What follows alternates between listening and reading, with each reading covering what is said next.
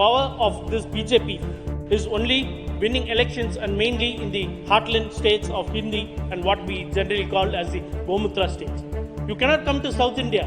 The statement made by me yesterday inadvertently, if it had hurt the sentiments of the members and sections of the people, I would like to withdraw it. The power of this BJP is only winning elections and mainly in the heartland states of Hindi and what we generally call as the Gomutra states. You cannot come to South India. DMK के सांसद सेंथिल कुमार ने सदन में जिस तरीके से विवादित बयान दिया, हमारे साथ बात करने के लिए बीजेपी के सांसद सुब्रत पाठक आइए उन्हें से बात करते हैं, जानते हैं क्या कुछ कहेंगे। सेंथिल कुमार ने सदन में जिस तरीके से विवादित बयान दिया, कहा बीजेपी हिंदी पट्टी वाले राज्यों में जीत सकती है, गौमूत्र की बातें कही, क्या कुछ कहेंगे? देखो, कुल मिलाकर ठीक है, इनका ये बात स्वीकार है कि अभी वहाँ दक्षिण में पूरी तरीके से भारतीय जनता पार्टी के पैर पहुँचे नहीं हैं, लेकिन इसका अर्थ ये नहीं है कि आप लगातार सनातन को अपमानित करोगे। आप भारतीय जनता पार्टी श्री नरेंद्र मोदी जी को अपमानित तो करते ही थे, लेकिन अब लगातार आप मोदी जी के कारण से जिस प्रकार से सनातन को भी अपमानित कर रहे हो, तो देश की जनता देख रही है। और सनातन कोई डेंगू मलेरिया नहीं है जिसे कोई उखाड़ कर फेंक देगा। सनातन यहाँ इस धरती पर सदियों से है और सदियों तक रहेगा। तो कुल मिलाकर इसको कोई ना तो रोक पाया है ना रोक पाएगा। मुगल आए, कहाँ गए पता नहीं चला, अंग्रेज आए वापस चले गए, और उसके बाद में न जाने कितने लोगों ने सनातन को समाप्त करने का बीड़ा उठाया, तो वह भी सब समाप्त हो गए हैं।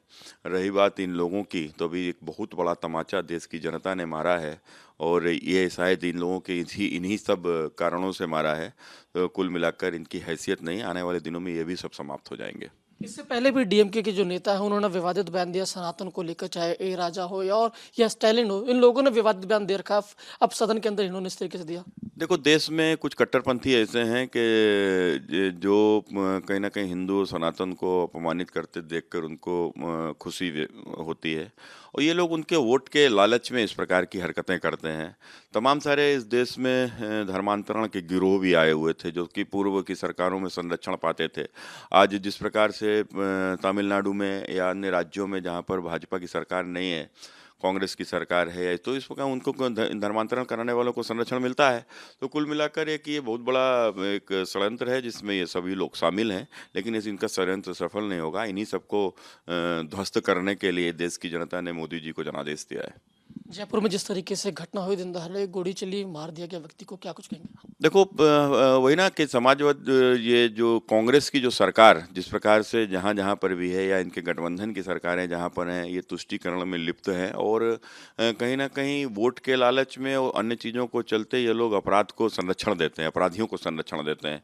जिस प्रकार से ये अपराधियों की मानसिकता बढ़ जाती है, और जैसा कि मेरी जानकारी में आया था, सुखदेव जी ने अपना हत्या की व्यक्त की थी आशंका, और उन्होंने सुरक्षा भी मांगी थी, लेकिन तत्कालीन सरकार ने उस पर कोई उनको न तो सुरक्षा दी और न इसको गंभीरता से लिया। तो अभी वहाँ सरकार का गठन भी नहीं हुआ है, और इस प्रकार की घटना करने जिन लोगों ने किया है, लेकिन उनको शायद मालूम नहीं कि वो भाजपा की सरकार आ गई है। एक तो कल एनकाउंटर में ढेर कर ही दिया गया, ये शीघ्र जितने भी पकड़े जाएंगे इनको बख्शा नहीं जाएगा। जो भी देश में इस प्रकार की कानून व्यवस्था को हाथ में लेने का काम करेगा और उसके साथ खिलवाड़ करेगा, उसको उसके अंजाम तक पहुँचाया जाएगा। वहाँ जो लोग हैं वो मांग कर रहे हैं कि जिस तरीके से इन दिनों में बीजेपी एक्शन में दिखती है, वो ऐसे ही एक्शन की मांग कर रहे हैं। नहीं तो बिल्कुल, देखिए, ये विषय ये नहीं है कौन मरा या क्यों मरा, ये बात वो नहीं है। बात ये है कि कानून की जिन्होंने अपने हाथ में लिया, ये जो जिस प्रकार से कन्हैया की वहाँ के ऊपर हत्या, गर्दन काट दी गई, और उसके बाद वहाँ पर सही से कार्रवाई तक नहीं हुई। कहीं ना कहीं इन्हीं सब कारणों से ही तो ऐसे अपराधियों को मौका मिलता है, उनके उत्साहवर्धन होता है। तो लेकिन उनको वो शायद भूल गए कि वहाँ भाजपा की सरकार आ चुकी है। उन्हें उत्तर प्रदेश से सीख लेना चाहिए था। सुनने में आ रहा है कि राहुल गांधी विदेश यात्रा पर जाने वाले हैं। थक गए होंगे बहुत। राहुल गांधी एक महीने में काम करते हैं, दूसरे महीने विदेश जाते हैं। देखिए, वो राज परिवार में जन्मे हुए लोग हैं और सोने की चम्मच लिए हैं। हिंदुस्तान में उनको अच्छा ही नहीं लगता है, पता नहीं क्यों हिंदुस्तान में। The statement made by me yesterday inadvertently, if it had hurt the sentiments of the members and sections of the people, I would like to withdraw it.